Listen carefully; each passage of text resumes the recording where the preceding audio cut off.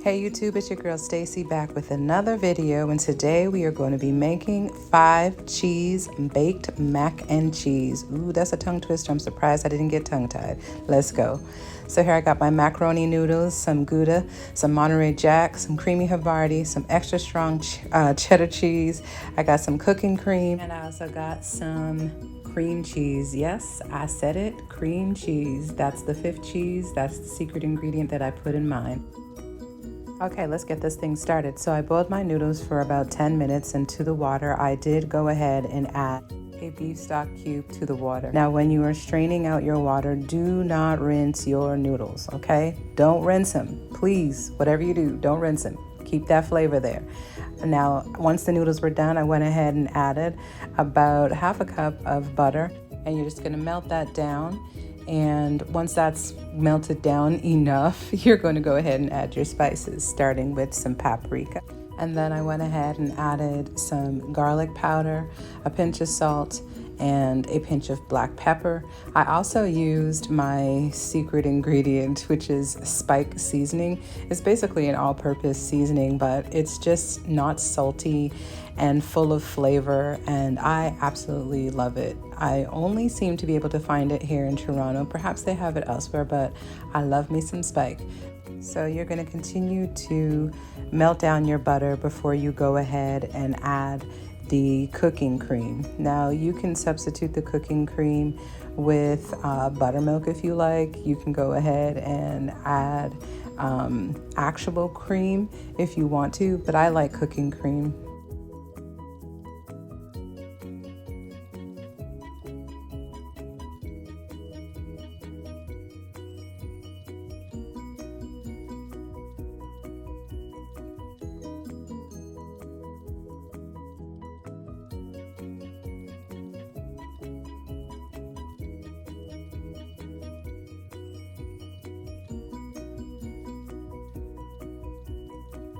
Now that we've got the seasoning and the cooking cream blended and mixed together, we're gonna go ahead and add our cream cheese. Now I'm gonna just throw that whole thing right up in this. So all of it is going inside. So when I say 5 cheese mac and cheese, I mean 5 cheeses. And so I want to melt that down to get that sauce, or I should say roux, a lot creamier, and I want it to just like be able to cover those noodles with the cheese once we add the cheese.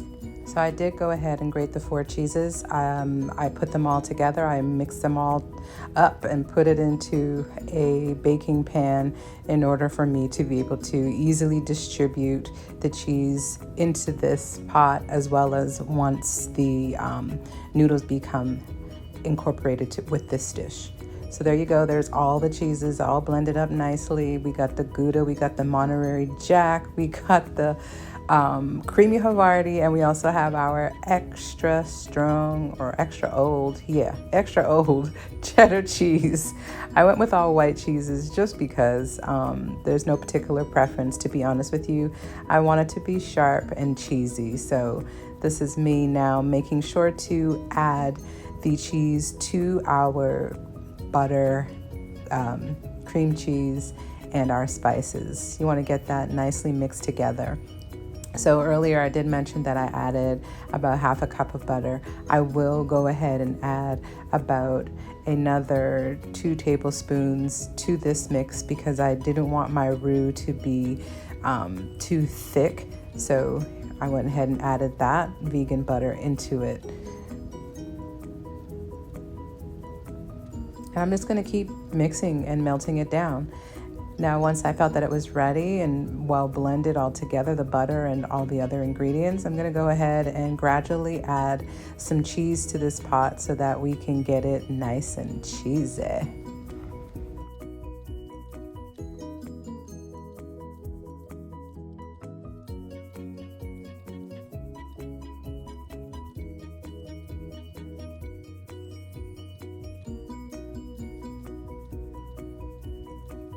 Once all the cheese has melted into the pot, I'm going to go ahead and I'm going to gradually incorporate the noodles.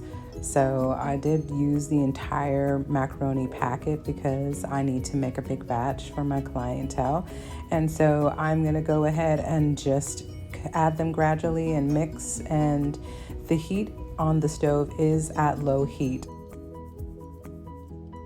You're going to continue to do this process once all your noodles are in the pot and in your creamy, cheesy roux. I'm just going to add the rest of that right up in there. And we're going to just mix, mix, mix. Oh my goodness. It is so cheesy. You know, I'm lactose intolerant. So when I'm doing my tasting, I'm just like, Lord, I'm going to pay for this later. But it's always worth it, especially when cooking for others. You want to make sure it tastes right. So you know I'm definitely tasting as I go. We're going to go ahead and add some more cheese. Yes, like I said, it is cheesy baked mac and cheese. We got our 5 cheeses up in there, and we're just going to keep mixing and getting that as cheesy as possible.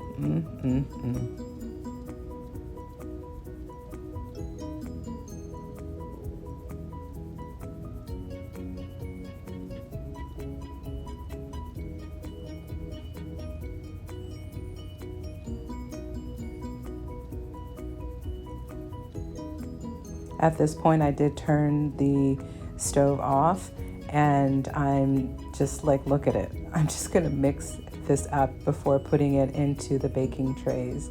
So now we have them all lined up and ready to go into the oven. But before we pop those into the oven, we're going to make sure to evenly distribute some more cheese on top of this super cheesy mac and cheese. Oh my God. When I tell you how this came out so good, it was so delicious, but I digress. I'm going to continue to add all the cheese that I have left onto these 2 now panned mac and cheese noodles, and I'm going to make sure that the cheese is evenly distributed and that the noodles are covered. One of the pans, I am going to go ahead and add some breadcrumbs on top. Not both of them, but I'm going to do one with some breadcrumbs, which I did purchase the one with Italian seasonings in there. This is just one of the ways that I like to make my mac and cheese. So I have one without the breadcrumbs on top and the other with just cheese.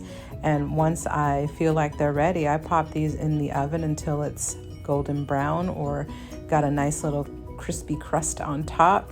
And here you go, guys. Here are the 2 mac and cheeses that I made.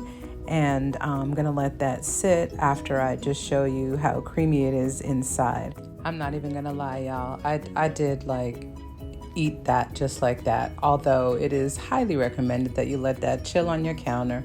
I let it sit on the counter until it was cool enough for me to actually make slices and put them in their proper, respectful containers and have them delivered to my peoples. So here you go. Here is the pie after I let it sit on the counter for a little bit. And yeah, that's it right there. It was so good. I did take a slice of both of them, both of the pies that I made, the one with the Italian seasoning as well as the one without, and they were so good. Lot of mercy, so good. Thank you to all my subscribers, all my viewers, to my new subscribers and new viewers. I see y'all. Remember, God is good all the time, and all the time, God is what, y'all? So darn good. Have a wonderful day.